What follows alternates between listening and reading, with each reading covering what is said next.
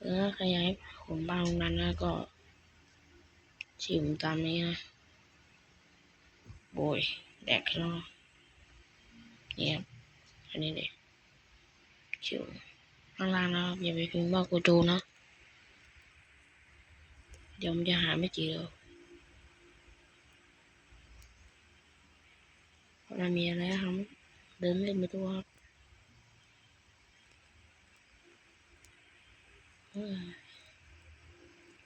อยู่บอสบอสคนควันครับจำชื่อไม่ได้เลยอ๋อจำได้ครับบอสสมคือ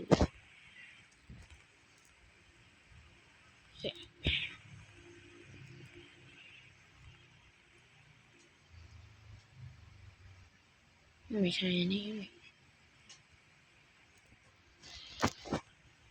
ใครหรอก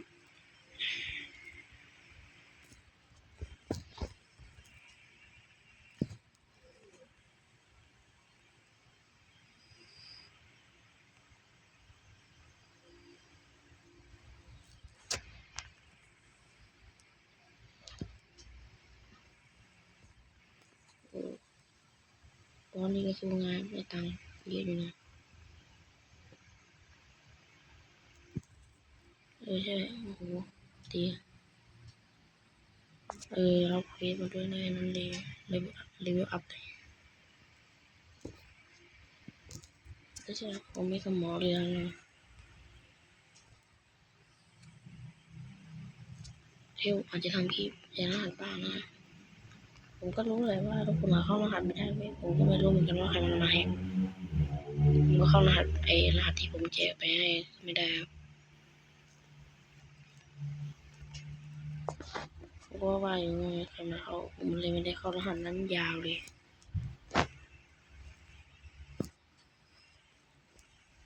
เพื่อดีตาบุรีก็ตอนนี้ผมกันน้ำมาดีสเต็ปน้องผมก็จะกินผลก็ยังไม่รู้ต้องดูในตัวผมก่อนน่าจะกินผลแสงแต่ผมไม่มีผลแสงเสียดายมากถ้ามีผลข้อผลแสงเราขอนะผลแสงผมจะไปเอาผมจะกินแล้วก็ไปทำผลตื่นแต่ผมว่านะผมจะไปทำบักกระดูกเร็วๆนะ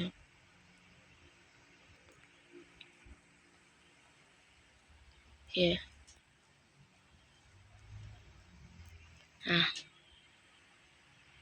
ยังไม่จบคลิปนะครับแค่จะเปลี่ยนรหัสเลยนะตับตะคู่นะมาแล้วอยู่ในรหัสใหม่แล้วก็รหัสเดียวนะแค่รหัสนี้ผมจะแจกนะใครอยากได้ก็คอมเมนต์ครับว่าคุณอยากได้รหัสนี้ไปทำอะไรผมเข้าบอกฟูดให้ดูนะครับว่ามีอะไรบ้าง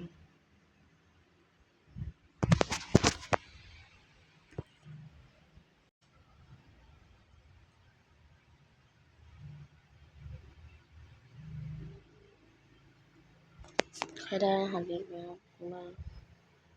โชคดีนะครับ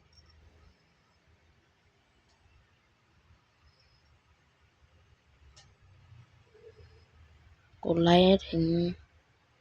ไม่เอาดีกดติดตามให้ช่องผม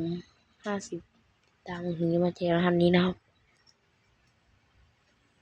กดติดตามด้วยครับ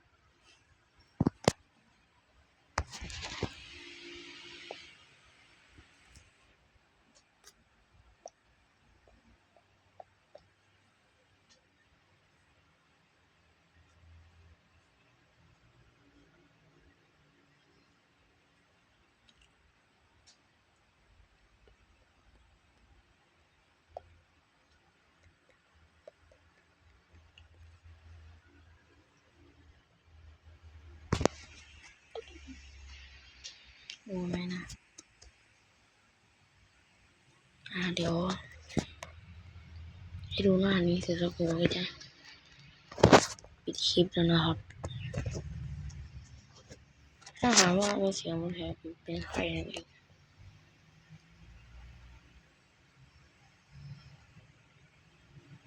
โอ้ย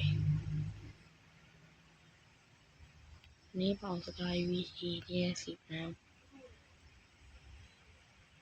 แต่ทางอาจจะน้อยหน่อย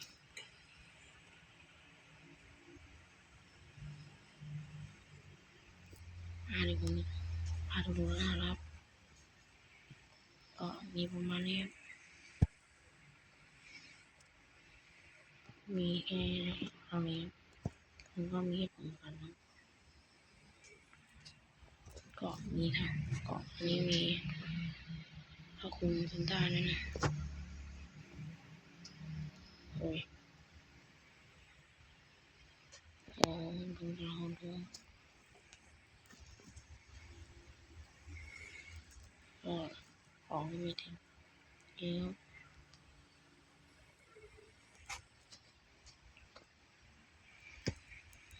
มีอันนี้ด้วยนะร้านอัปเดตนี้เลยนะอัปเดตไอ้เอจิการ์ตูน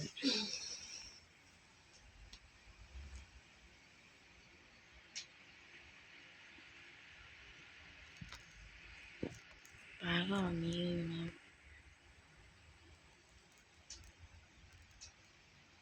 อันนี้ไม่มีแหวนเลยสักโปง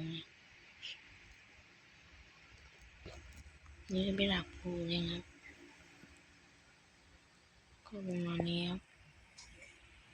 ก็ผมขอจบคลิปเพียงเท่านี้ครับผมไปละบ๊ายบายครับ